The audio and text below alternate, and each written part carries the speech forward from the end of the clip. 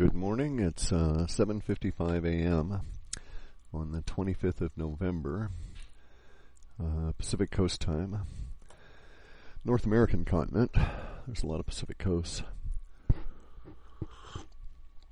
My apologies right up front. These Wujos are becoming annoyingly frequent. I never intended to do this many of them, but this particular one has been urged on me by circumstances and a number of requests. Before I get into it, though, the business of the day, we have been in crisis mode with some complications from Kathy's health.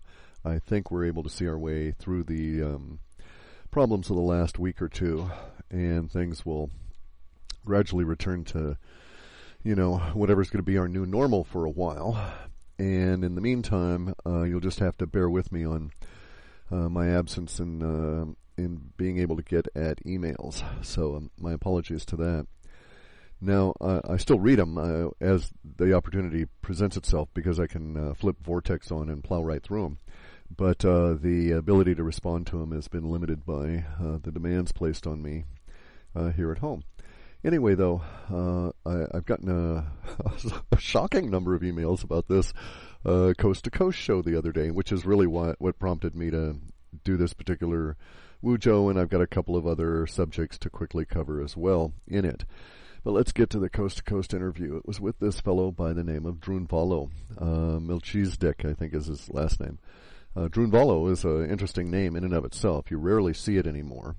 It is variously described as a Romanized or Latinized German, Teutonic, or it's described as Germanized or Etruscanized Latin, or Old Latin. And Drun means the place in the center of your chest from which the noise of your heart emanates. And Valo is the root for valorous, so it means good heart, or, heart of valor. So love the name, Drunvalo. It's quite nice. And of course it also sounds, to a certain extent, as it means, the Drun of your heart. Anyway, though, and just as an aside, that particular word predates German even, and comes from an area of the Black Forest in the old Teuton, and maybe one of the older words in terms of the primacy of its relationships back to what is called Sumerian. So just as an aside. Anyway, so Drunvalo, he had an interview, which I've heard part of, with George Norrie on Coast to Coast. And it brought up the subject of the December 21 and the crustal shift. And apparently, I've actually lost some of the PDF files when we were kicked off of Earthlink. We also had a crash here, which was simultaneous, and we'd had some people besetting our servers. And so I lost a couple of files. I'll see if I can recover them. I think I've got them on a backup somewhere. It's quite tedious to go through all of these. But in any event, one of the files addresses the alternative hypothesis to the idea of a crustal shift. And this is what Drunvalo was bringing up. He was bringing up from his perspective what's supposed to go down on December 21 relative to how the Earth is now and how it'll be in the future. And he's speaking to the idea that we're going to have a magnetic crustal shift, or a magnetic pole shift, and this will induce a crustal shift. He doesn't call it that. They refer to it in different terms in the interview. But basically he's talking about all of a sudden the magnetism will go away and the mantle of the Earth will become liquid without the magnetism, and the crust will, that's all of us guys up here on the tectonic plates, will go walk about some great distance, and it'll cause all kinds of problems. Now, I also used to be, years ago, under the impression that this was a very valid theory, because all the evidence pointed to it. I started questioning the elements of the theory late 90s when I came across a number of other facts and started thinking about things differently. And some of the facts in the matter are that the evidence that is cited by Drunvalo goes all the way back to people like Charles Hapgood and others. His Path of the Poles was one of the seminal works about our weird magnetic tracery that's left on our planet, that apparently suggests that our crust goes walkabout periodically, and that periodicity there's no real word there, but that period is actually about 13,000 years. Coincidentally, half of the precessional cycle at all. Okay, well, and all of this evidence is valid. Charles Hapgood, all of the people that followed him, those few that preceded him along this line are all looking at valid evidence, and they're making valid conclusions. The problem is, in my view, they're wrong. Now, they're wrong because their thinking, in my view, is not open to the idea of an expansion of the planet. If you view all of the planets as being a growing media, so to speak, and a being that will grow over time, it brings a new element into play that explains all of the evidence without there having to have ever been a crustal shift. And you can get into the details with me anytime you care to. Any detail that you can find that suggests that the crusts of the planets actually rotate and have ever rotated can be explained by the expansion of the planet as well. Further, there's a really cool thing that just convinces everybody, which is Neil Adams has done some remarkable videos that can be found on YouTube that show the planet expanding. And it's like, well, duh, this all fits. And third, there's this other element involved, okay? And here's where really the scientific fat hits the fire. In order for Drunvalo's hypothesis to be valid, and it's not his, I mean, he's basing it on other evidence and things that people have told him, they have to postulate a whole series of events that we do not see occurring around us. And there's this particular maxim in science that says, basically, if you don't see the shit happening now, it never ever happened. And I buy that because I understand that there was no Big Bang. That's just a wild-ass theory that explains part of the facts of reality and creation, and part of, not anywhere near the totality. And it does so to the extent that it keeps some of the academic minds and some of the sheeple content with this idea that at one time there was nothing and all of a sudden there was something, and it happened with a big damn bang.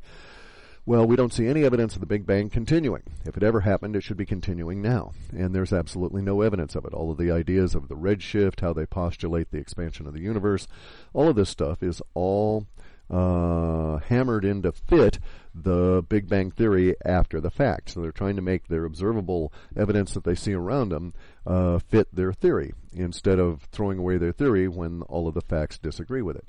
So in my world, my understanding of universe, we never had a Big Bang. We had an initial bloop as the first atom was created, and thereafter it's been going on ever since. And so it's not the Big Bang theory, it's the little bloop, bloop, bloop, bloop, bloop, bloop, as all these atoms come into existence, some of which are in your body. So the idea that you were ever made of stardust is bullshit.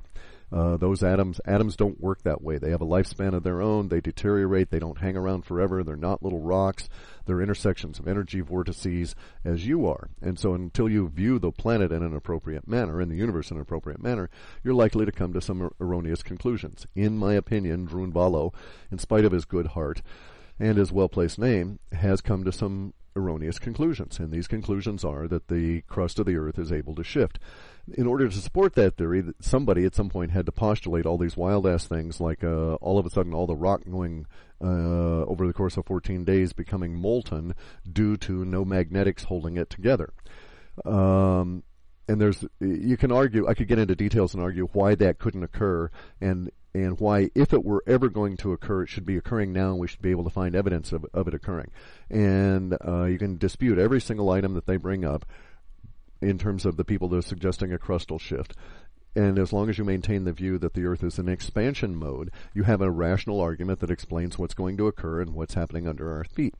Now, further, about the idea of the rock going liquid and the planet shifting, we see no evidence of any of the academic view of tectonic plate theory or any of this on our planet around us. There's no evidence that the tectonic plates go shift about by a few millimeters every year away from each other on a sphere that does not increase. There is evidence that the continental masses shift away from each other from the center of the planet, because the planet grows little incremental movements all the time. The little bloop, bloop, bloop, bloop, bloop is still ongoing inside all of the universe, and including the inside of our planet, which makes our planet get bigger.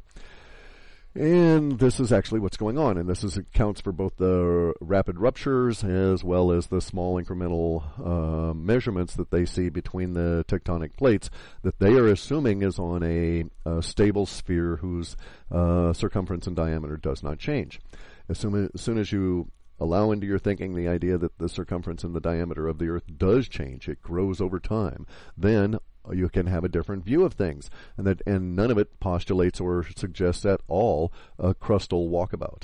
So no, I do not think that Drunvalo is correct, and no, I don't think on December 21 there's going to be any kind of a 14-day period that's going to lead to a crustal walkabout. Nor do I think that the Mayan evidence that was written down in the long count or on any of the stelae in any way relate to any of the idea of a crustal walkabout, although I do think that they are indeed talking about all the other kinds of crap that's going on at the moment. And a lot of the stuff that they are talking about relates to how Morris Cottrell suggests that the symbols be translated. And being in the symbol business, I've looked at a lot of these, and I agree with a number of his conclusions. There are many I don't agree with, such that as finding the Merkaba there indicating that that Judaism was rampant in pre-Mesoamerica. In fact, the Merkaba is a symbol that was adopted by the Rothschilds and the Kabbalists late in the last millennia, and so the Maya's use of it predates it, as does the Hindus at all.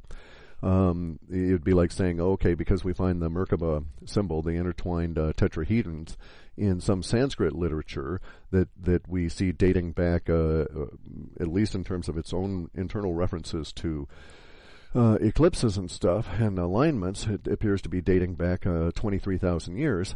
And so are we to presume that Judaism existed 23,000 years ago just because of that symbol? No. That's a misidentification of the symbol and the cause and the effect. So again, we have that, I think, in the case of Drunvalo's understanding of what's going to occur. We are indeed in a period of crisis for the planet insofar as us scurrying little critters across the surface of it. This relates to the problems that the Earth itself is undergoing in its own expansion, and as the solar system changes. The relationship of the planets to the sun is much more complex than anybody would think. We have evidence of this continuously now in how the moon is no longer the way it was even 2 years ago in terms of its lunation. The lunation has changed. This can be tracked because the lunation is extremely complex. Most people are not able to do this, but it is ongoing. Those people that are telling you, hey, look, the moon is in a weird position and so on, they're quite correct. The moon's orbit has not changed because the moon spirals around behind us the same way we spiral around behind the sun. And in that sense, its spiral relative to our spiral has indeed changed. And these are all relative to the conical section that we occupy in the coma that is behind our sun as it transits through the solar system, or through the universe. So my supposition is that indeed there may well be magnetic poles go walkabout. We see evidence of this all the time, and this is a natural phenomena. In the year 2000, at one point, the sun had a number of south poles, and then it had no south poles and a bunch of north poles. And then finally it decided, okay, I'm going to have a north pole and a south pole, and I'm going to put them right here. And it got done with all that business in a relatively short period. I think it totally encompassed like 13 or 14 months. So it's not unexpected that we might have the same kind of thing occur here on Earth. And as a matter of fact, our magnetic field is ever anything but stable. And this is to be expected. So let's look at that for a second. A lot of suppositions are based on the idea, a lot of the projections and that also are used as evidence for the crustal displacement theory at all. A lot of these projections and forecasts are based on the idea that Earth should have a magnetic field that is stable. I don't see anything in the universe that suggests that that is the case. There's no evidence that stability is the nature of the universe, and in fact, anytime I find something that is stable, usually it's dead. So let us presume the opposite and see where the thinking leads. And it opens up an entirely new view of what is likely to occur and what should be occurring around us and how we should react to it. And a lot of the fears that were generated by the discussion on Coast to Coast would go away if we examine the idea that Earth is never, ever, ever supposed to have a stable magnetic field that persists at a particular Gauss rate, which is a measurement of magnetic intensity, over a long period of time. Rather, I find it would be exceptional should that ever occur, and I think it would be a little bit scary. The opposite is really the case. As any kind of a living being, the planet should have a magnetic field that just goes fluctuating all the time based on all the shit that's going on all around us in the universe, just as it does with the humans. So here's kind of a little